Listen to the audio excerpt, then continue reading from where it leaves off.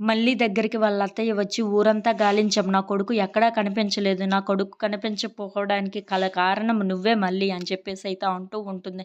ఆ మాటలు వినగానే అక్కడ ఉన్న మళ్ళీ అయితే ఒక్కసారిగా షాక్ అయిపోయి వాళ్ళ అత్తయ్య వైపు చూస్తూ ఉండిపోతుంది. ఇంతలో అక్కడ ఉన్న వాళ్ళ అత్తయ్య అయితే అవును మళ్ళీ నా కొడుకు ఏదైనా జరగాలి, దానికి బాధ్యురాలివి నువ్వే అవుతావు అని చెప్పేసి అయితే అంటూ ఉంటుంది. ఆ మాటలు వినగానే అక్కడ ఉన్న మళ్ళీ అయితే చాలా బాధపడుతూ ఉంటుంది. ఎక్కడికి వెళ్ళిపోయారో గౌతమ్ బాబు అని చెప్పేసి అయితే అనుకుంటూ ఉంటుంది. ఇంతలో అక్కడ ఉన్న మళ్ళీ అయితే చాలా బాధపడుతూ ఏడుస్తూ అయితే ఉంటుంది. నువ్వు రావడం మా ఇంటికి అదృష్టం అనుకున్నాను, కానీ ఇలా జరుగుతుందని అస్సలు అనుకోలేదు. ఇప్పుడు నా కొడుకు ఎక్కడ ఉన్నాడో ఎలా ఉన్నాడో నాకు అస్సలు అర్థం కావటం లేదు.